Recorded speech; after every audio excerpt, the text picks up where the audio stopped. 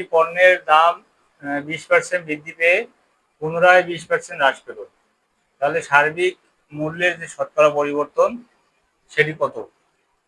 এই পণ্যটির সার্বিক মূল্যের পরিবর্তন আমাদেরকে বের করতে হবে। শতকরা আসার কোশ্চেনগুলোতে কনফিউশন তৈরি যে হয় সেটার একমাত্র কারণ হচ্ছে কোশ্চেনের ভাষা বুঝতে না পারা। আসলে কোশ্চেনে আমাদেরকে কি বললো আর কি বের করতে বললো, আমাদেরকে কি বের করতে হবে, এগুলো যদি আমরা বুঝতে না পারি তখনই আমাদের মনে কনফিউশন তৈরি হয়, ভুলভাল অ্যান্সার আমরা তখনই বের করি। তো আমাদেরকে এখানে প্রথমে বুঝতে হবে এখানে যে মূল্যটি পরিবর্তন হচ্ছে এটি আসলে ক্রয় মূল্য। সবসময় ক্রয় মূল্যেরই পরিবর্তন আছে, এখানে কোনো বিক্রয় মূল্য দেওয়া নাই, বিক্রয় মূল্য কোনো কথাও নাই, শুধুমাত্র ক্রয় মূল্যেরই বৃদ্ধি হচ্ছে, ক্রয় মূল্যেরই হ্রাস হচ্ছে এবং ক্রয় মূল্যেরই পরিবর্তন হচ্ছে। সার্বিকভাবে ক্রয় মূল্যেরই পরিবর্তন হচ্ছে। তো আমরা যখন হিসাব করব তখন সবসময় এই অঙ্কটিতে ক্রয় মূল্যেরই হিসাব করব। যখনই আমরা বিক্রয় মূল্যের কথা মাথায় আনবো তখনই আমাদের মনে হাজারো ধরনের কনফিউশন তৈরি হবে।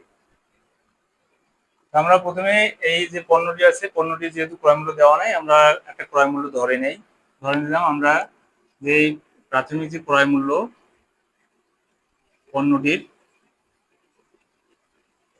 প্রাথমিক ক্রয় মূল্য ধরে নিলাম 100 টাকা। প্রাথমিক ক্রয় মূল্য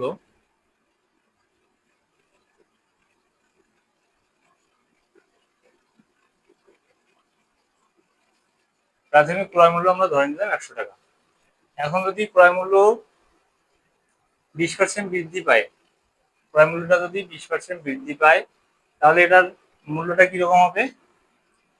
ক্রয় মূল্য 20 টাকা যদি এখন বৃদ্ধি পায় 20% বৃদ্ধিতে, তাহলে এখন নতুন যে ক্রয় মূল্য হবে সেটি কিরকম হবে? 120 টাকা। সোজা কথা একদম, ক্রয় মূল্য আগে ছিল 100 টাকা, এখন যদি 20% বৃদ্ধি পায় তাহলে ক্রয় মূল্যটা হবে 120 টাকা। এর পরের লাইনে বলা আছে, পরের যে অংশ সেখানে বলা আছে 20% বৃদ্ধি পেয়ে পুনরায় 20% হ্রাস পায়, পুনরায় 20% হ্রাস পেল। তাহলে এখানে যে আমরা বৃদ্ধিটা দেখলাম সেটা হচ্ছে 100 টাকার মধ্যে 20 টাকা বৃদ্ধি পেয়েছে, তার জন্য 120 টাকা। এখন আমাদের কাছে যে ক্রয় মূল্য রয়েছে সেটি হচ্ছে 120 টাকা। এখন এখানে যে পুনরায় 20% হ্রাস পেবে, সেই হ্রাস পাওয়া যে মূল্যটা সেটা হচ্ছে ক্রয় মূল্যের উপরেই হ্রাস পাবে। নতুন যে ক্রয় মূল্য 120 টাকা এটির উপরে হ্রাস পাবে। তো আমাদেরকে 120 টাকার এখন 20% বের করতে হবে। তাহলে 120 টাকা যদি এখন 20% বের করি, 120 গুণন 20 এবং পার্সেন্টেজের জন্য 100, এখানে যদি শূন্য কাটি তাহলে পাবো হচ্ছে 12 দুগুণে 24।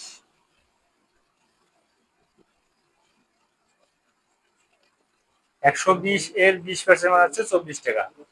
তার মানে পণ্যের যে দাম 20% বৃদ্ধি পেলো, বৃদ্ধি পাওয়ার পর যে দাম পেলাম সেটা হচ্ছে 120 টাকা। 120 টাকা থেকে আবার 20% হ্রাস পাবে। 20% হ্রাস পাওয়া মানে হচ্ছে 120 টাকা থেকে 24 টাকা হ্রাস পাবে। 120 টাকা থেকে যদি এখন 24 টাকা বাদ দিই তাহলে কত পাবো? 120 মাইনাস হচ্ছে 24। তাহলে এবার যে নতুন ক্রয় মূল্যটি পাবো সেটি হচ্ছে 96 টাকা। তার মানে ফাইনালি আমরা একটি পণ্যের যে 20% দাম বৃদ্ধি পেলো, পুনরায় 20% হ্রাস পেলো, হ্রাস পাওয়ার পর সব শেষে গিয়ে আমরা যে ক্রয় মূল্য পাইলাম সেটা হচ্ছে 96 টাকা। আমরা প্রথমে যে ক্রয় মূল্যটি ধরেছিলাম সেটা হচ্ছে কত? 100 টাকা, এবং সর্বশেষ যে ক্রয় মূল্যটা পাইলাম সেটা হচ্ছে 96 টাকা। তাহলে আমাদের সার্বিক পরিবর্তন হইল কত? ক্রয় মূল্যের সার্বিক পরিবর্তন,